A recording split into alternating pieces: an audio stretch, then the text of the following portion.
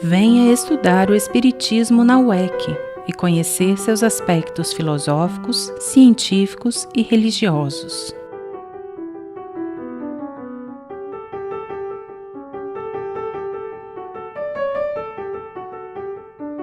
Aulas online, inscrições cursos.uec.org.br.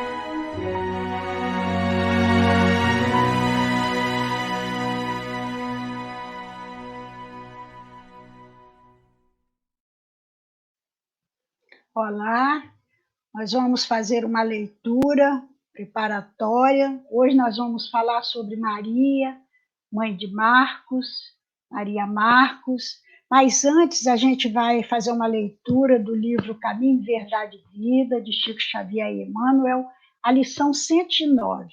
Acharemos sempre. Porque qualquer que pede, recebe, e quem busca, acha. Quem disse isso foi Jesus. Está em Lucas, capítulo 11, versículo 10. Ao experimentar o crente a necessidade de alguma coisa, recorda maquinalmente a promessa do Mestre, quando assegurou resposta adequada a qualquer que pedir. Importa, contudo, saber o que procuramos. Naturalmente, receberemos sempre, mas é imprescindível conhecer o objetivo de nossa solicitação. Asseverou Jesus: quem busca, acha. Quem procura o mal, encontra-se com o mal igualmente. Existe perfeita correspondência entre nossa alma e a alma das coisas. Não expendemos uma hipótese, examinamos uma lei. Para os que procuram ladrões, escutando os falsos apelos do mundo interior que lhes é próprio, todos os homens serão desonestos. Assim ocorre aos que possuem aspirações de crença, acercando-se desconfiados dos agrupamentos religiosos. Nunca surpreendem a fé, porque tudo analisam pela má fé, a que se acolhem. Tanto experimentam e insistem, manejando os propósitos inferiores de que se nutrem, que nada encontram efetivamente, além das desilusões que esperavam. A fim de encontrarmos o bem, é preciso buscá-lo todos os dias. Inegavelmente, num campo de lutas chocantes, como a esfera terrestre, a caçada ao mal é imediatamente coroada de êxito pela preponderância do mal entre as criaturas. A pesca do bem não é tão fácil. No entanto, o bem será encontrado como valor divino e eterno. É indispensável, pois, muita vigilância na decisão de buscarmos alguma coisa, porquanto o Mestre afirmou: quem busca, acha, e acharemos sempre o que procuramos. Então, nós vamos elevar os nossos pensamentos a Deus, nosso Pai de infinito amor e bondade, a Jesus, o nosso irmão maior, pedindo a Ele que nos ampare, que nos fortaleça, que nos auxilie nessa lição da noite, nesse estudo que vamos fazer, para que, inspirado pelo seu divino amor, possamos trazer a mensagem tão bela que tem através dessa irmã Maria Marcos, e que os benfeitores espirituais estejam sempre conosco, nos auxiliando, e auxiliando a todos aqueles que estão nos acompanhando nesse momento. Muito obrigada, Jesus, que assim seja. Bem, meus amigos, nós vamos falar hoje sobre Maria Marcos. Maria Marcos, ela está no capítulo 4 do livro Paulo e Estevão. Mas tem uma passagem nesse mesmo livro que eu acabei de fazer a leitura, Caminho, Verdade e Vida, a lição 100, ela nos remete também a ela, que é quando Pedro estava preso, quando houve aquela perseguição de Herodes Agripa, né? Teve aquela perseguição de religião em Jerusalém, e Herodes Agripa mandou matar Tiago, filho de Zebedeu. E então Pedro foi em busca do cadáver para sepultar. Então, para deixar felizes os judeus, ele mandou prender Pedro. Pedro foi preso numa prisão onde ficava 4 grupos de 4 soldados vigiando, né, para que ele não saísse dali, ou que o povo se revoltasse e pudesse lá tirá-lo dali. E dali um anjo apareceu, né, à noite e tirou aquelas correntes de Pedro, abriu todas as portas abriu a porta da cela, os portões da prisão, que eram 4, e colocou Pedro na rua. E depois que o anjo fez esse trabalho, ele desapareceu.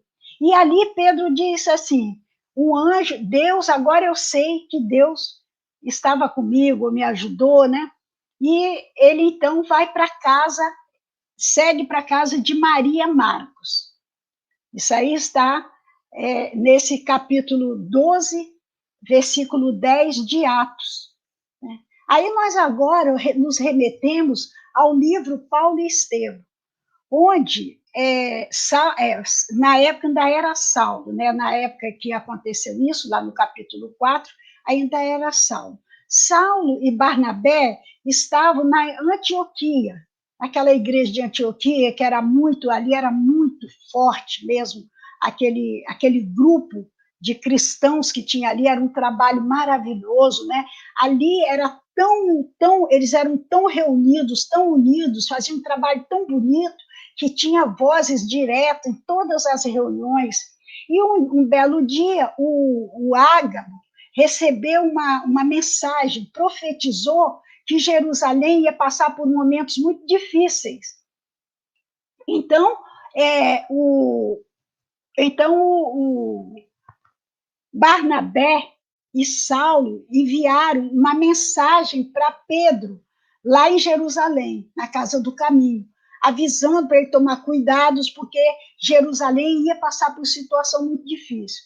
Passado uns meses, aí eles receberam uma mensagem de Pedro, falando sobre a situação que estava acontecendo lá, contando essa situação, que Pedro ainda estava lá, em Jerusalém, contando essa situação de que tinha acontecido lá em Jerusalém, que a Herodes Agripa tinha mandado matar Tiago, e que ele estava passando por uma situação muito difícil na Casa do Caminho, eles estavam passando dificuldades e tinha uma fila de pessoas com fome, doente, e eles estavam sem recurso para cuidar dessas pessoas.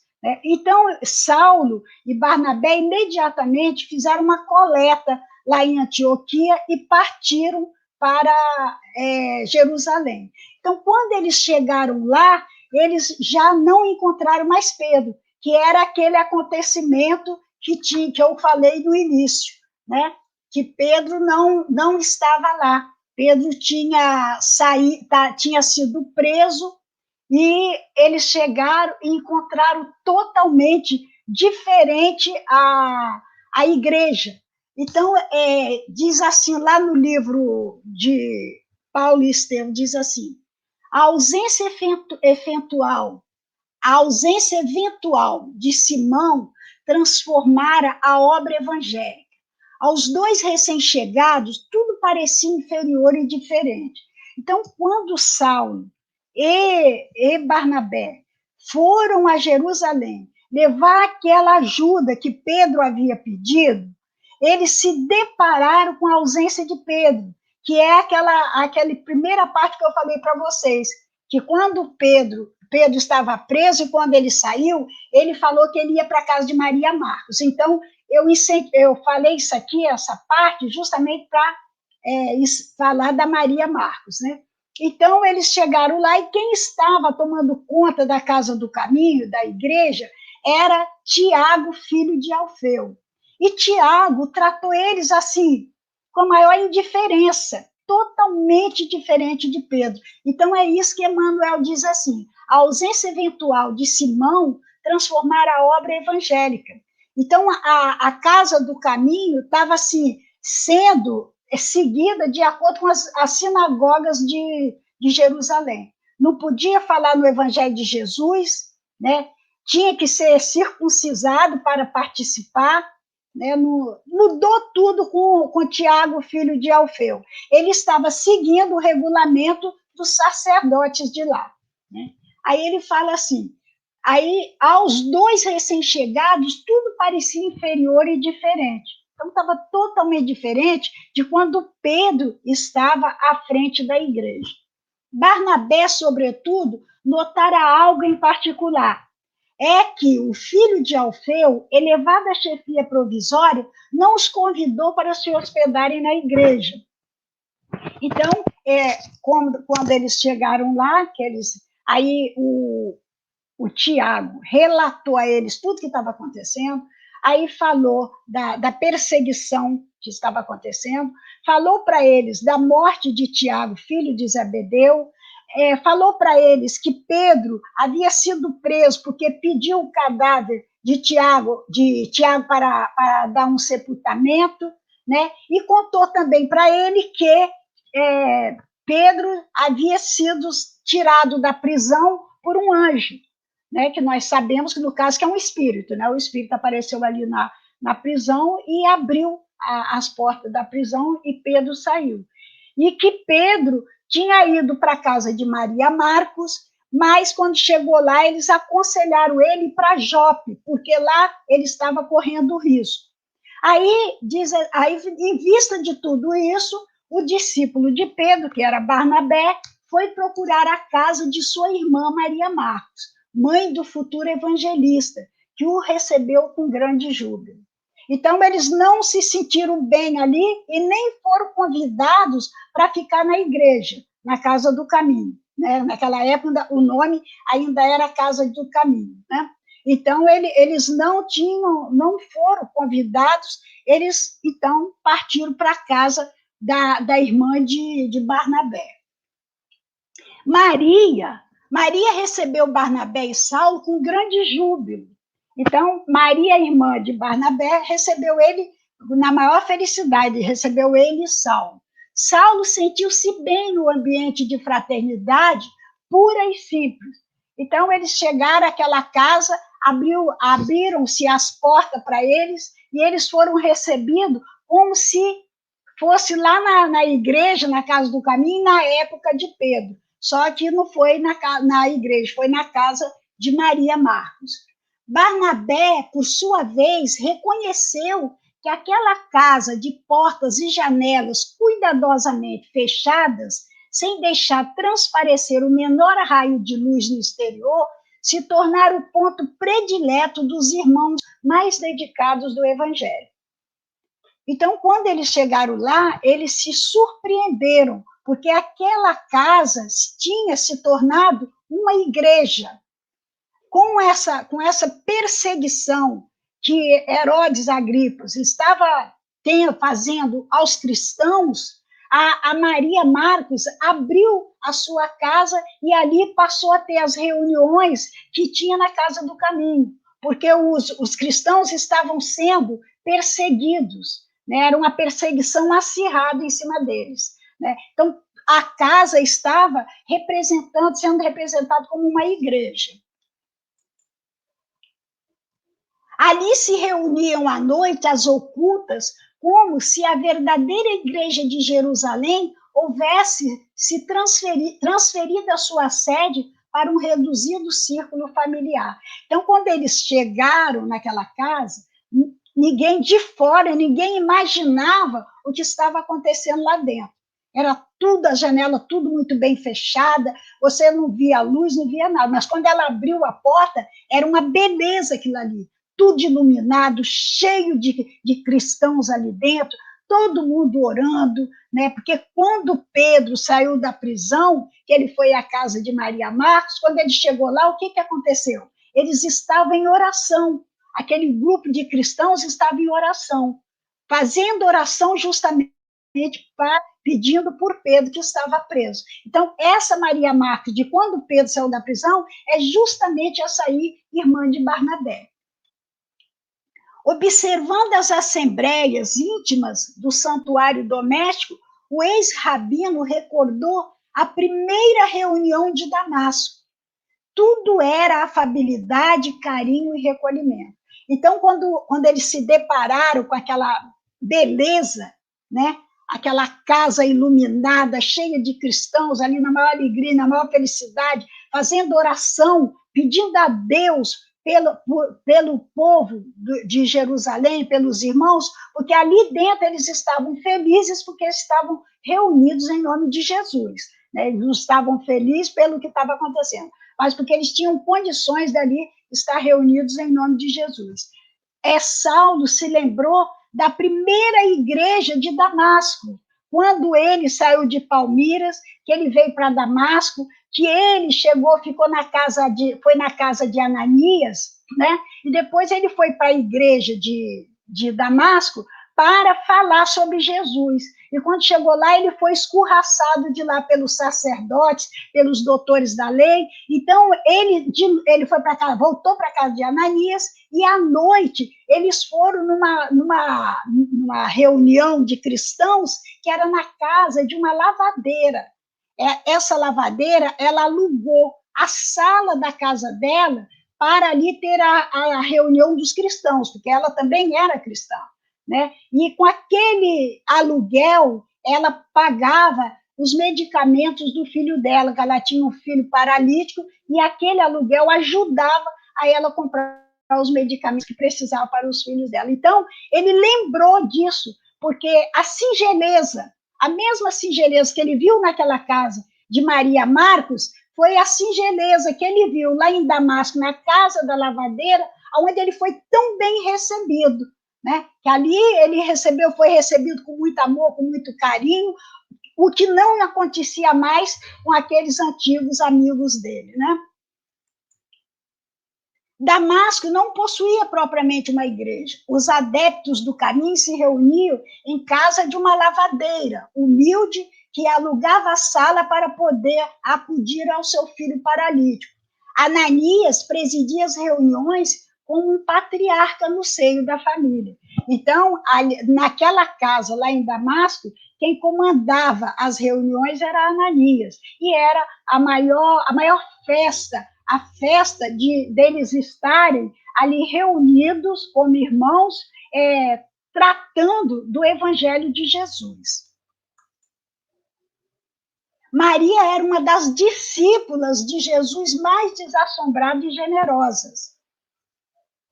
Reconhecendo as dificuldades dos irmãos de Jerusalém, não vacilar em colocar seus bens à disposição de todos os necessitados, nem hesitou em abrir as portas para que as reuniões evangélicas, em sua feição mais pura, não sofressem solução de continuidade. Então, o que aconteceu? Maria era uma mulher, como eles falam, abastada, né? Era uma mulher rica. Então, quando aconteceu essa perseguição em Jerusalém, ela pegou os bens dela e colocou à disposição dos discípulos, dos cristãos, de todos os cristãos.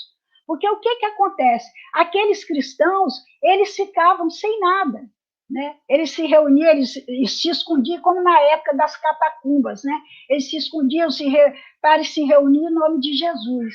E então, ela abriu as portas da casa dela, guerreira, né, sem medo de sofrer as consequências, porque ela estava fazendo isso. Podia acontecer com ela a mesma coisa que aconteceu com o Tiago, mas ela não teve medo, desassombrada, ela abriu a casa dela, e da casa dela ela fez uma igreja, e ali ela recebia todos os cristãos, para eles se reunirem e, em nome de Jesus, estar trabalhando, divulgando, aprendendo o Evangelho de Jesus. Né? Então, ali fala que ela não, reconhecendo as dificuldades dos irmãos de Jerusalém, não vacilar em colocar seus bens à disposição de todos os necessitados, nem hesitou em abrir as portas para as reuniões evangélicas em sua feição mais pura, que não sofresse a solução de continuidade, para não parar. Ela fez aquilo porque senão ia parar tudo. O que ia acontecer? Ia acabar com a mensagem do Cristo, porque era isso que os judeus queriam, né? Maria seguiu os exemplos de tantos outros discípulos de Jesus, como Maria de Madalena, Joana de Cusa, Susana e tantas outras, que ajudavam a Jesus e aos discípulos com os bens que possuíam.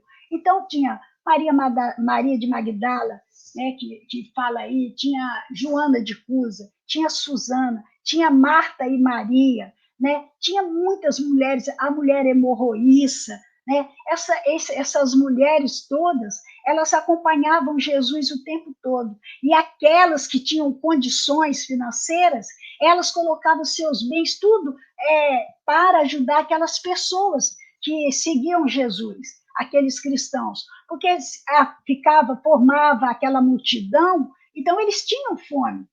A mulher de Zebedeu, né, a sogra de Pedro, fazia pães, né, para que eles comessem, distribuía pão ali para eles. Então, tinha uma ajuda muito grande. Essas mulheres, elas tinham um papel importantíssimo ali naquele trabalho da divulgação do evangelho, né? Então, a gente fica pensando assim no planejamento espiritual que aconteceu Jesus aqui na Terra, né? Então, esses espíritos,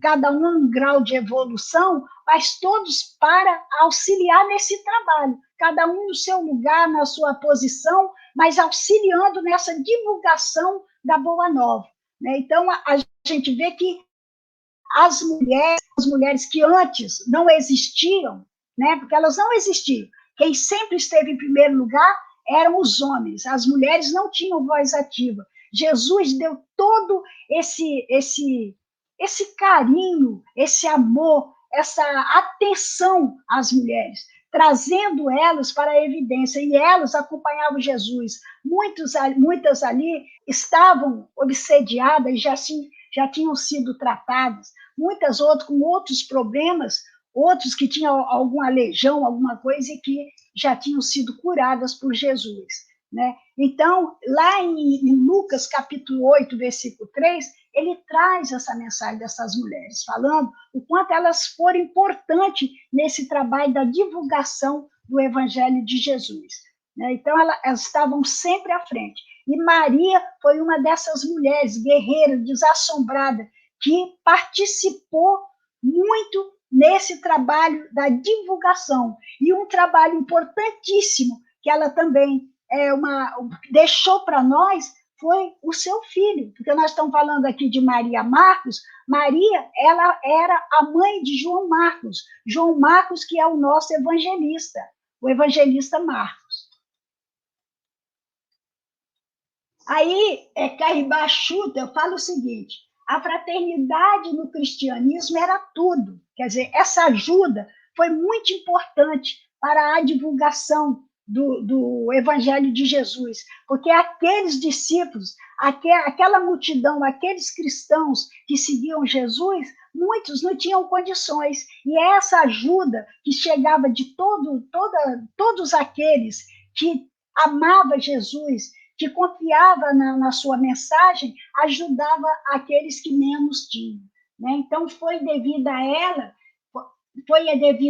que o cristianismo, com o auxílio dos espíritos, lançou raízes e se estendeu em pouco tempo por toda parte. Então, foi devido a essa fraternidade, a essa ajuda constante dessas mulheres maravilhosas que estavam ali o tempo todo com Jesus, trabalhando, auxiliando, realmente ajudando aqueles que chegavam ali e que não tinha um pão, não tinha nada para comer, e elas abriam as portas de suas casas, colocavam para dentro, dava alimento, abria, como Maria Marcos abriu a sua casa para se tornar uma igreja, né?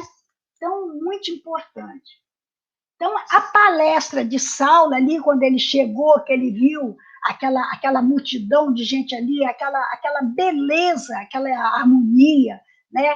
Aquela irmandade ali, ele ficou tão impressionado, né? Então ele ficou conversando, falando sobre a igreja de Antioquia, porque a igreja de Antioquia também, ali existia uma união muito grande, era uma igreja muito forte, né? Porque a igreja Antioquia era um centro comercial, onde tinha muita gente, era um movimento muito grande, e a igreja, ela recebia muita gente ali, né? Então, ele fala o seguinte, que seduziam, né, sobretudo, as descrições do ambiente fraternal da igreja antioquiana, cujas virtudes Barnabé não cessava de engrossar. Quer dizer, ele falava as belezas da igreja de Antioquia, o Saulo, né?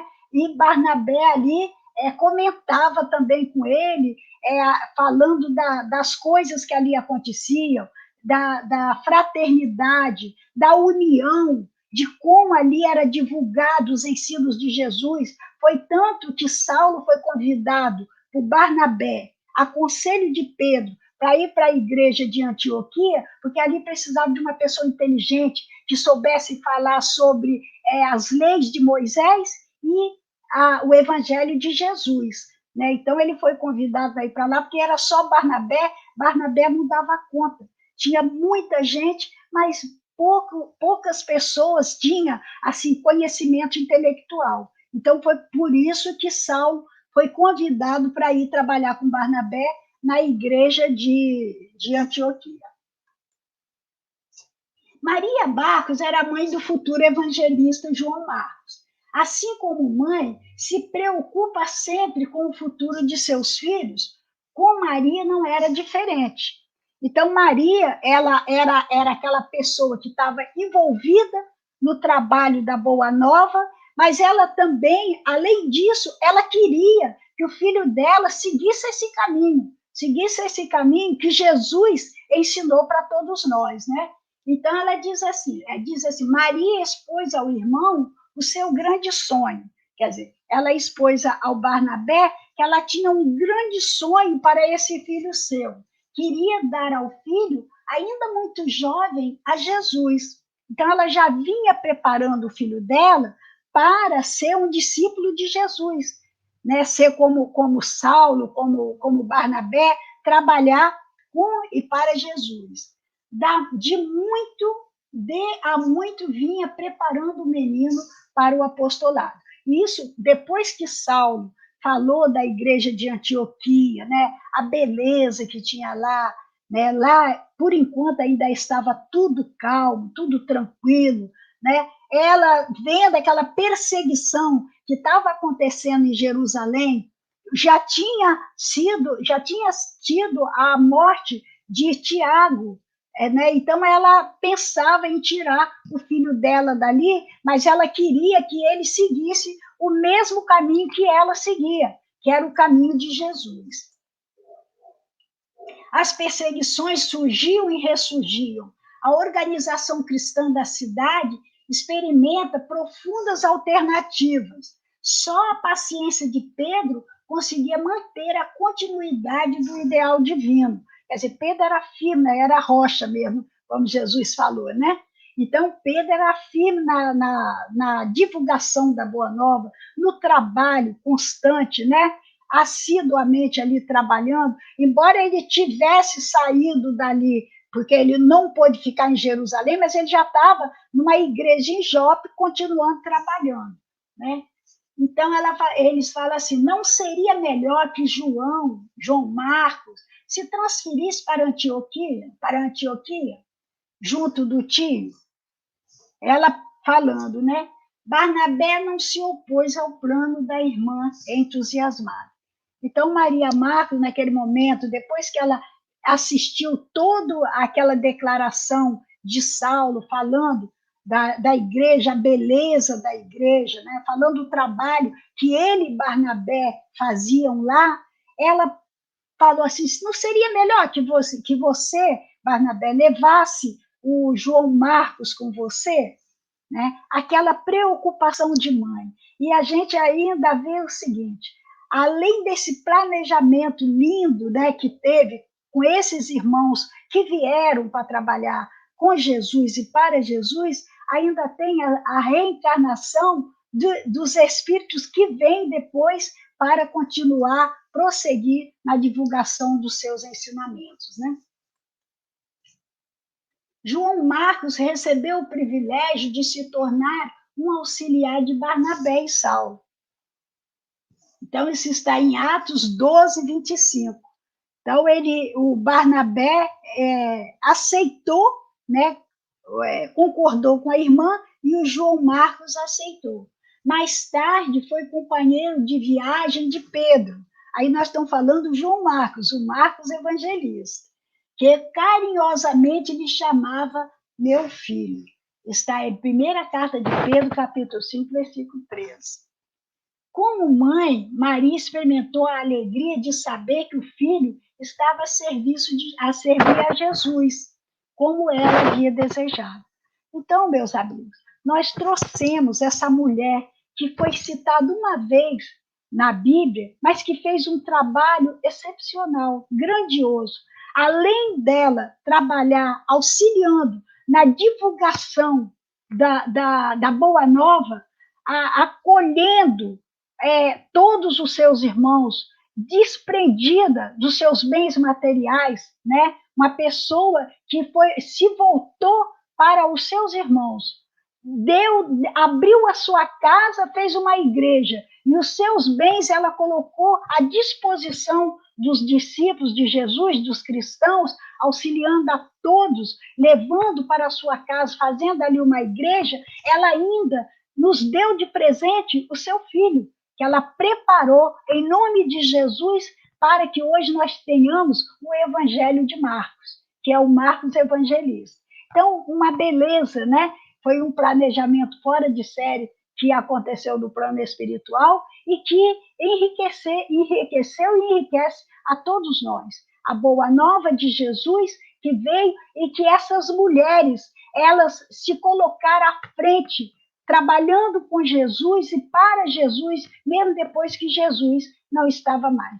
Como Joana de Cusa, como a Susana, como a Maria de Magdala, como a Maria, irmã de Marta, né? Irmã de Lázaro, que a hemorroíça, essas mulheres, elas foram todas ficando com Jesus e trabalhando essa boa nova que hoje nós temos, e auxiliando nas condições financeiras. Aquilo que elas tinham de melhor financeiramente, elas auxiliavam aos cristãos que estavam trabalhando com e para Jesus. Então, essa é a mensagem que nós tínhamos para deixar a nossa homenagem à nossa mãe querida, né? Essa mãe maravilhosa, que nós sabemos que faz um trabalho excepcional, além dela ter tido o nosso irmão maior, que é Jesus, trouxe à Terra, ela também trabalha no plano espiritual, ajudando aos irmãos sofredores, com suas caravanas de muitos e muitos trabalhadores do bem, auxiliando a ela nesse trabalho bendito de resgate dos nossos irmãos enfermos que se encontram no plano espiritual. Nós, mães, nós que estamos aí também trabalhando, auxiliando nessa reencarnação dos nossos filhos, né? E que também fomos auxiliados, as nossas mães nos trouxeram. Então, é uma bênção, é uma beleza, é uma grandeza, né? Quando a gente para analisar, né, o trabalho da mulher, né, que está a mãe que vem trazendo os seus filhos, e que nós possamos colocar sempre os nossos filhos no caminho de Jesus. São os primeiros passos, né? Depois eles têm a semente plantada e com certeza uma hora germina. Então, por isso eu trouxe essa mensagem que eu achei linda e maravilhosa, de uma mulher que não se fala, mas está lá no Evangelho de Jesus, no capítulo 10, capítulo 12, versículo 12, que você pode ir lá olhar, ou então você pode pegar o livro Paulo e Estevão, no capítulo 4, que lá está descrevendo toda essa passagem maravilhosa. Eu fico muito feliz em trazer para vocês, assim como eu fiquei feliz em estudar e aprender um pouquinho. Então, eu vou encerrar meu estudo aqui com uma mensagem linda de Maria Dolores, que está no livro Preito de Amor. Atendendo à lei de Deus, que tudo rege e domina, mulher, quando se faz mãe, é uma escultura divina. Então, nós vamos agradecendo com uma oração, pedindo a Jesus, o nosso irmão querido, o nosso irmão maior, o nosso modelo de vida, que continue nos amparando através de Maria, através dos benfeitores espirituais, que nós possamos, Senhor, estar cada vez mais e mais nos aproximando de Ti, através da prática dos seus ensinamentos, através da prática do Evangelho de amor. Que a sua paz e o seu amor continuem amparando a toda a humanidade, hoje, agora e sempre. Que assim seja.